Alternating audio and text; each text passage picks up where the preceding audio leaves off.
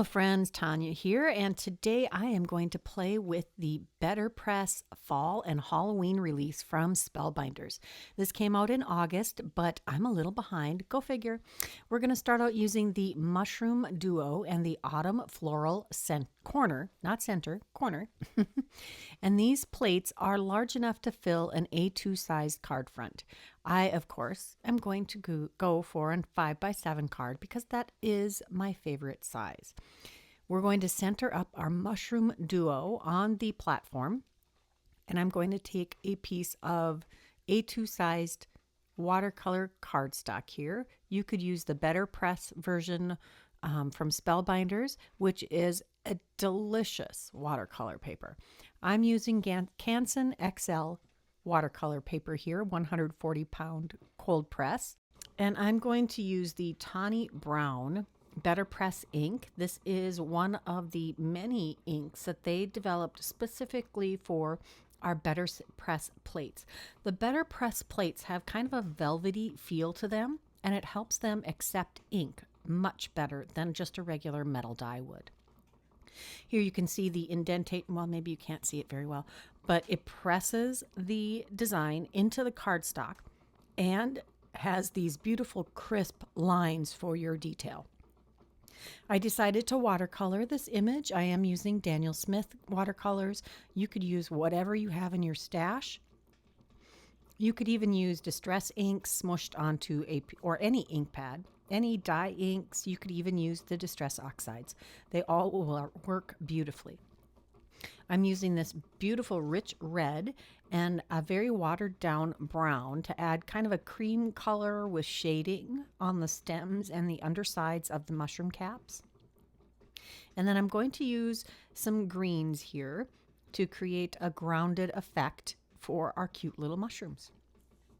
Now I decided I didn't want a stark white background, so I took some more of that very light brown, very watered out, and started closest to our image and then used my clean, clear water to blend that color out to nearly nothing as it got farther away from the image. It just creates this nice shadow effect in the background, and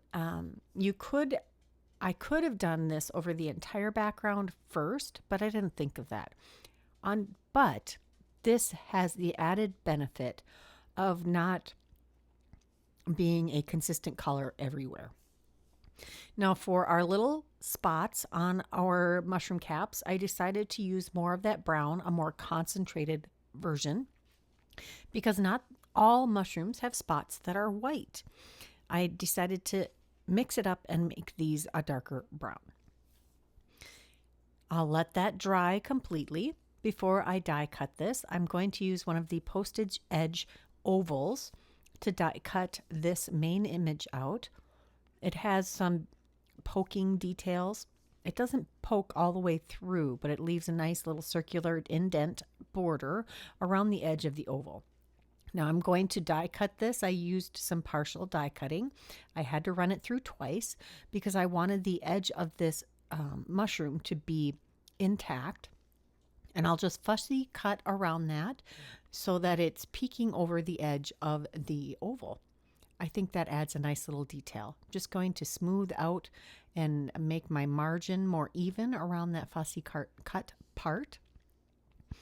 And now we're going to work on the background. I've got Decayed and Tart Cranberry Distress Mica Stains. These are from 2 different years. One is from, I think, last year, and one is from this year. And the Cranberry is from the Holiday collection, and the Decayed is from the Halloween collection. It creates this beautiful shimmery background. I spritzed it on a piece of red cardstock to begin with, but this creates some more depth and dimension and just some extra sparkle, because we all know I am addicted to the mica stains and I like to use them year round. And I actually bought backups of several of the colors, but I'm still on the first bottle of each of them, and you see how much I use them. I use them a lot, so they do last you a long time. We're going to take this autumn floral corner, and we're going to use it to create a subtle background on this red cardstock. This is a 5x7 piece of cardstock, and I am going to press this on the cardstock twice. Since this is something that I can line up carefully, I placed it so that it will not overlap, and I don't have to move the plate. All I will do is rotate the plate that I have the cardstock tacked to, and then line it up so that it will fill the other half of the card. And I'm still using that tawny brown. In retrospect, I should have used a darker color so that it would show up a little better. Even if I used the black, that would have maybe been a little more bold. But you can see it in real life when you tilt the card back and forth. Not so much. Well, let me take a look. Yeah, you kind of have to tilt the card to really see it. It would have been better if I'd used a darker ink, but it does leave an impression. We're also going to use one of the sentiments from the Mushroom Duo set, and it has a coordinating die, which, oh, you know, coordinating dies make me so happy, especially for sentiments, because they're a little harder for me to fussy cut. We're going to adhere this directly to a 5x7 card. I did add some extra cardstock behind the layers because it just makes the card better. I did add extra layers behind the sentiment also, and we'll tack that on. And we're going to add some of these Black Magic rhinestones from Trinity Stamps. I just love these. They have a black back and then a gold, yellow, orange kind of iridescence to them. There might even be a little purple when you rotate them. It just really depends on what color you have them adhered to. And they're just going to be a nice scatter from one corner to the other opposite corner of the card. Now we can't forget the inside. So I have another piece of, this is just heavyweight white cardstock. I'm going to tack that to our plate, and we have the autumn floral corner plate on our platen again. I'm going to take and ink this up with a different ink pad this time. I'm trying to center this on here nicely. So I'm looking at where the grid lines would line up. I am going to cut, did I cut this down already? I can't remember. Well, this is one of the Hero Arts Ombre ink pads. And this is a light red to a dark red. And you can see that I keep turning the ink pad so that wherever I left off, I'm going to overlap with the same color. I run this through and look at that. I'm telling you, experiment with the different inks. You can use so many different kinds of inks with these Betterpress plates. Next, I'm going to take the other sentiment, the one from the Autumn Floral corner set, and I'm inking that up also with the tawny brown.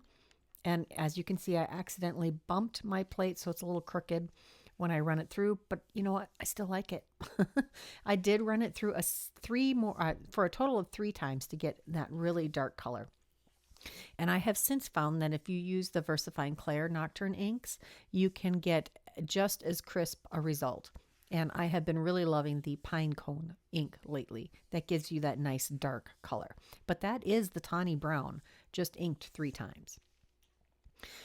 For card number 2, we are going to do some ink blending here. I've got a pastel rainbow of Distress Oxides, and I'm going to ink up a 5x7 piece of cardstock. Actually, this might be, that might be a half sheet of cardstock. Anyway, I start with the yellow because it is the lightest of the colors that we're going to ink blend. And I'm using a pink that I think this is that Victorian Velvet? I think it is. Or is it Spun Sugar? I can't remember, but I did show it to you at the beginning. It might even be Milled Lavender. Who knows? It's one of the light pinks. I decided to go with a pastel version because I just wanted this to really be a happy fall/Halloween style. I've got some pearlized water, which is perfect pearls mixed in some water in a spritzer. And I spray this over the whole ink blended area. And to add some extra, because I wanted that to be all pearlized. And then to add some water droplets, I spatter some clean, clear water on top of that. And then I'm going to use my heat gun to dry this more quickly because I'm not very patient. And it was just, yes, this is just a piece of white cardstock. I didn't use any watercolor paper for this one. And we're actually going to do some Betterpress on this. And you don't have to worry about whether this is perfectly dry, because the Betterpress ink it's not water reactive. However, because I wanted this to lay pretty nice and flat, I do make sure that this is very nice and dry. I'm not sure why I left all of this drying in video, but here we are. Now it's time to tack this to our plate, and we're going to use the spiderweb backgrounds. Now I realize this is size for an an A2 size card, but this is how I'm going to stretch it to work for a 5x7 card. I have it turned sideways and it does fit on here perfectly. Unlike the Glimmer machine, where you sometimes have the plates overlapping the hard part of the platform when you turn them sideways, this actually fits on the platform perfectly sideways. So you don't have to worry about whether it will fit or not. And because this was designed to create 5x7 cards right from the get-go, you have the markings on the plate to help you center that right in the middle of the platform. Now you don't have the cardstock isn't going to cover all of the plate, so you don't have to ink this completely. And I'm using the black this time because why not? We want that nice bold black for our spider web. And you can see that I've put the tape only on the lower half of the cardstock. I run that through and look at that. It is so crisp and so beautiful. Now we'll flip the orientation of the plate. I'm going to shift the tape so it doesn't get in the way. We will re-ink our plate with the black, and since we've inked it once already, it doesn't take as many passes to get it as inked as you would like.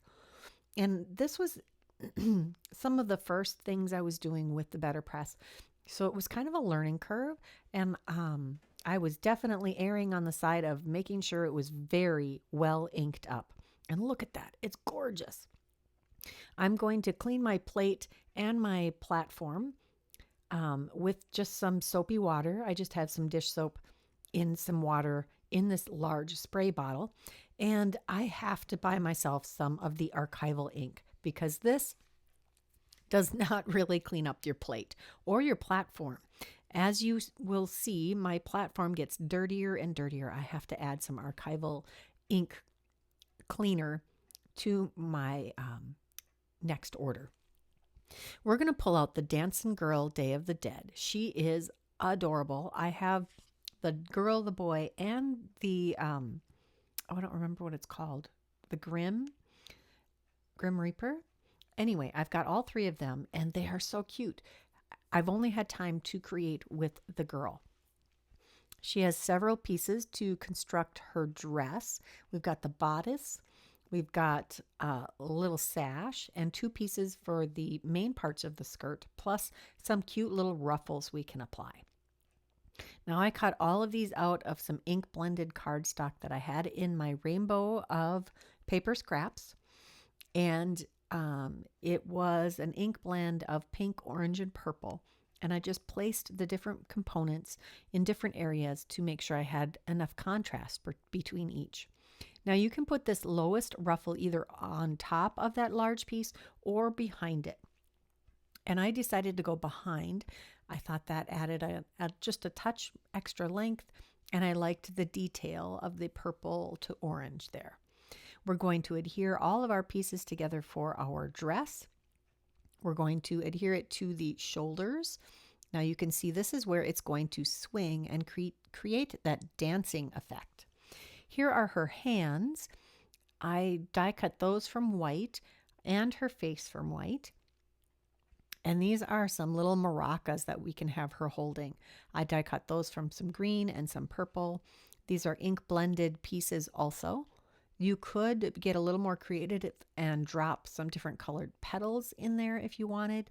I'm keeping this a little more simple. Haha, simple. And now we're going to glue these to her hands. Now you can see those small oval-ish black pieces up by the hair. Those actually, I think, are supposed to be her hands that you can glue onto these pieces to add some extra dimension, and so that you can sandwich the ends of the maracas between those pieces. However, I didn't figure that out. They also work really great for shoes. Your pieces can have multiple purposes, and you can make them work however you want. Now, to add colors behind the components of the face of our girl, I'm just gluing pieces of colored cardstock behind them. I trim them to fit just right-ish. I'm using black to back her eyes. And I just have some scraps of black laying on my desk here. Carefully trimming those down. And now I will take a piece of the ink blended cardstock, some of the scraps. I'm going to cut a triangle of the orange to go behind the nose area. It's kind of an upside down heart, isn't it? And we're going to take a triangle of the purple and glue that behind the forehead details.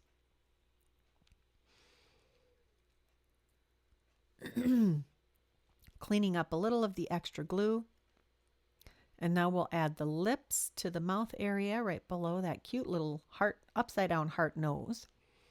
And then we have her hair. There's actually a slit in the black hair, or in the hair, that you can slide the skull into. And then there's this cute little bun. You could make this a bun on top of her head.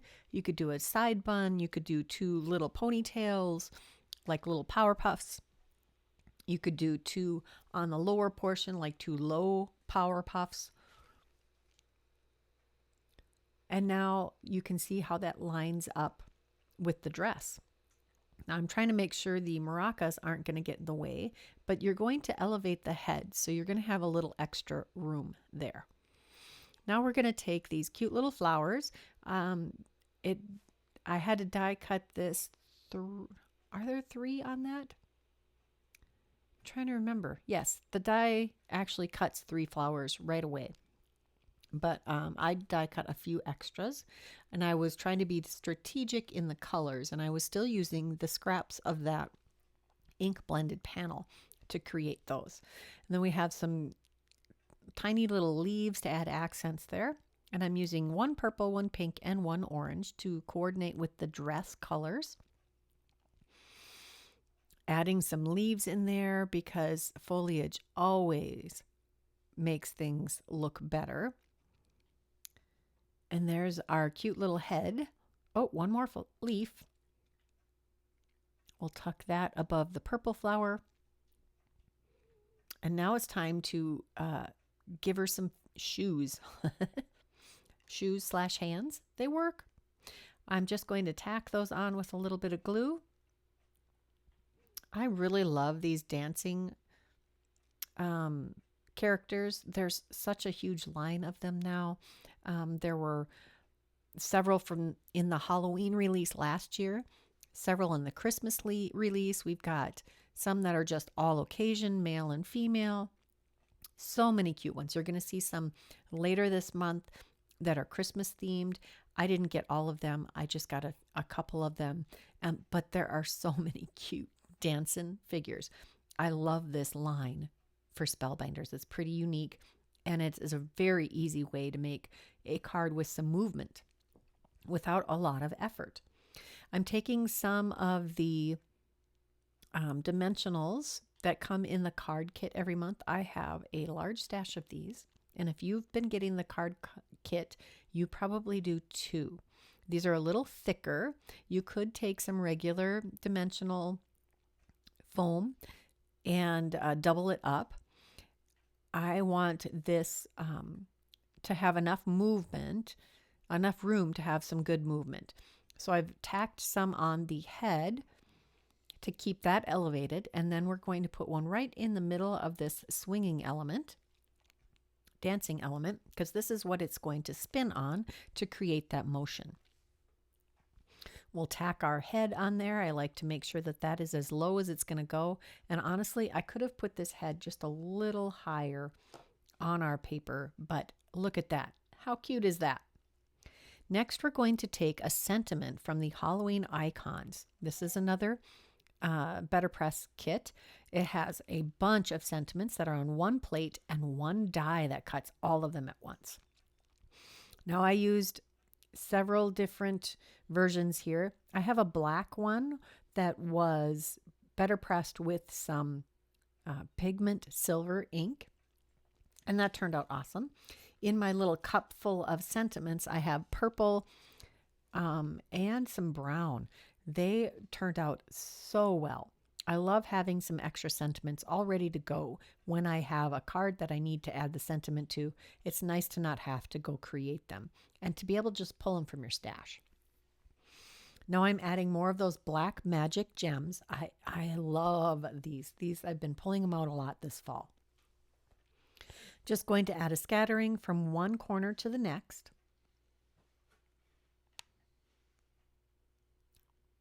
I don't have a real solid, no, you know what? I do have a solid system. I tend to put these in groups of 3, and I tend to go from one corner to the next. And some cards I go a little overboard on the number of embellishments I have on them, and some I let the rest of the elements really shine. So we've got 3 on the flowers, we've got 3 in each corner. Now I did cut down that other panel so it would be a little smaller than a 5x7 card from our spider web background, and this is the scrap.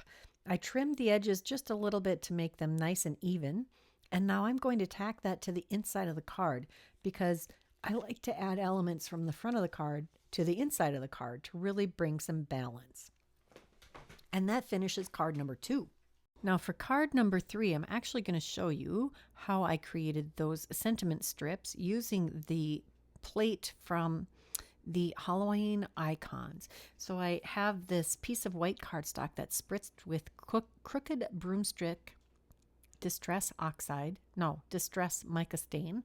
And now I'm going to use the, oh gosh, what color did I use for that?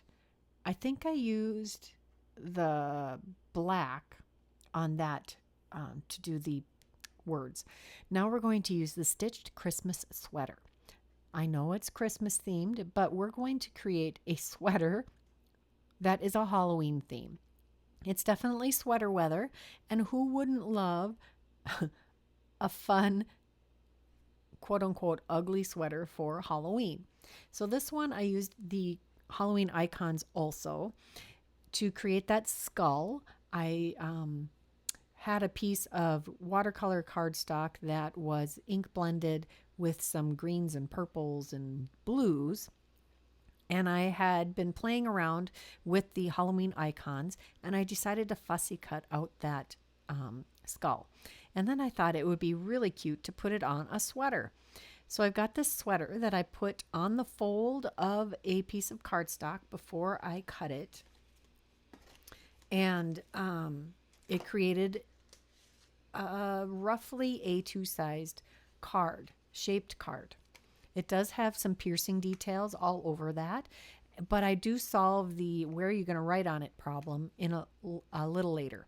I'm using the ribbed neck and waist and cuffs elements, and I die cut those from the same white cardstock as I did the card base. Adhering those down, they add a wonderful detail to this sweater. And then we're going to take our skull, center that, and just adhere that right to the sweater. Then we're going to take this sentiment from the Halloween icons. It says, "You're wicked cute," and it's like a broken plank shape. The ends are that ragged, broken plank look, and we'll just adhere that right down. Next, we're going to take one of these ovals. I think I'm going to use the Essential Modern ovals to die cut, or one of the stylish. We'll have to wait and see because it's been a while since I actually filmed this. It must be the modern. No, sorry, the stylish. So the stylish ovals are shorter and fatter, and the modern ovals are longer and work better with your sealed for the holidays, sealed for the whatever collection, with the wax seals and the long elements that you can put the wax seals over. So we've got the oval on the inside, and that completes that card. Next, I have this piece of cardstock that I used to pick up the extra distress mica stains from the inside of my spritzing box. This tends to come up with this gold color. It's all of the different inks mixed together, which makes mud, but it's a fun mud. And I've actually taken that box, spritzed it with some water to reactivate all of the ink in the bottom of that box, and picked up more of it. And this works great for a variety of backgrounds. But I'm going to take this skull and repeatedly run it through, creating a pattern across a good part of this cardstock. I'm just taking note of where each previous one was before I slide it across the plate and run it through again. I do this a whole bunch of times, and I get a piece of cardstock that has a lot of skulls on it. Next, I'm going to take a piece of scrap watercolor cardstock, and I'm going to use this ghost that has a witch hat and is hugging a black cat. I'm going to use my black Betterpress ink, and I'm going to run that through and create a beautiful, crisp image. I'm telling you, the Betterpress system is almost foolproof. You're going to have success immediately. We're also going to take these two ghosts who are holding hands, and we're going to run that through also and create another image. I am loving this Halloween icons set. I haven't even used all of the icons yet. There are so many, and they're so darn cute. We're also going to use the essential arches to create, to die cut out these images. They don't have coordinating dies. You could fussy cut them, but I like using all of my different essentials dies. We're also going to add some sparkle with the liquid pixie dust, and it is just a sparkly watercolor, liquid watercolor, and I'm going to just use my paintbrush to paint over the ghosty parts of each of these images. It creates such I think I can talk. Such a shimmer and shine on these. It's not even really picking them up as well as it should on the video. In real life, they have some amazing shimmer. I think these cute little ghosts holding hands are such an awesome little element. You could even color their shoes and their pants and their hands a different color, so it would truly look like a couple of kids holding hands wearing their Halloween costumes, and make it a little less spooky and more spooky cute. I've cut down the cardstock that I have better pressed with the skulls. I'm making 2 4-bar cards. These are 3.5 by 5-inch cards, just cute, easy inclusion cards. You could use these as thank you cards. They're just a fun size. I really like this size, and it's still mailable.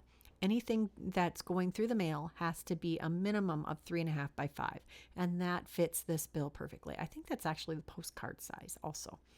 We're going to use a couple of sentiments. We've got "You're My Favorite Ghoul" on the pair of ghosts holding hands, and I had gotten a little bit of stuff, ink on the cardstock where I didn't want it, so I used a sanding block to get rid of that.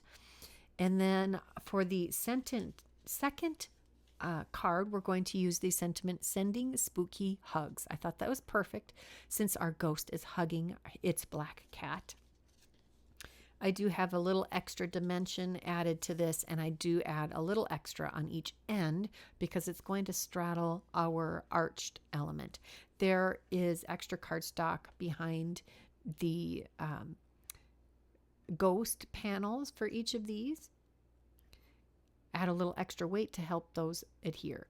Now we're going to use these Boo-Hoo flat shaker elements. These are from Trinity Stamps. It's these cute little ghosts, and since it is just a clear type element, you can flip them and have them alternate which direction they're floating from. I need one more. I'm going to add that to the bottom here. And you can see how that line of ghosts is just a cute addition to the inside. Next, we're going to take the glowing sky elements from Trinity Stamps. These are a couple of different sizes of stars and a half moon. I'm going to adhere these to the card front in groups of 3. We only have one moon. It's up in the upper corner, and these are glow in the dark. These are kind of a flexible clay, and I'm going to give you a quick peek here of the glow in the dark element. I just charged it up with my light, and look at that. So cool. I don't know if anyone would notice if they didn't already have a heads up that it was glow in the dark, because how often do you look at your cards in the dark? But I know it's there. You know it's there. And if you got this card, you would go make sure that you could see the glow in the dark element. Now for this next one, we're going to use the black licorice jelly hearts from Trinity Stamps also. I have a lot of elements, embellishments from Trinity Stamps that are Halloween themed, and I just never use them enough. And this year I am definitely making an effort to use them more. This one just has 2 groupings of 3 of these hearts on the outside, and we're going to also use the Sentiments of Wonder. This one says from me to Boo. And so I'm going to use that on the Betterpress. This is also part of the, is this part of the Halloween release? I can't remember. It's one of the recent Betterpress releases, but I guess they'd all be recent since they just came out with these in July. It's only been a couple of months, but I really feel like it's an essential part of my craft room already. There are coordinating dies for the sentiments for this. Oh, this came out with the Envelopes of Wonder, which I still haven't used. Don't worry, I'll be using them. There are so many adorable elements in the Envelope of Wonder. Oh my gosh. Yeah. We all need to have a second job just to pay for our craft, don't we? So I die cut another one of these skeleton elements with a heart die from my stash. Added that to the inside of our card, and we'll add that last sentiment from me to Boo to the inside. I thought that was adorable, perfectly fitting the feeling of these cards. That's all 5 cards that I created this time. I hope you enjoyed it. Leave me a comment. Let me know what your favorite part of this video was. If you haven't subscribed to this channel, now is the perfect time to do that. Give this video a like. It helps get this video seen by more people. And if you're interested in any of the products that I use today, check that description box below. They are always listed and linked below. If there are too many components, you're best off using the visual links list. I will be trying to upload more things this month, and here are a couple more videos I thought you might enjoy. Bye-bye.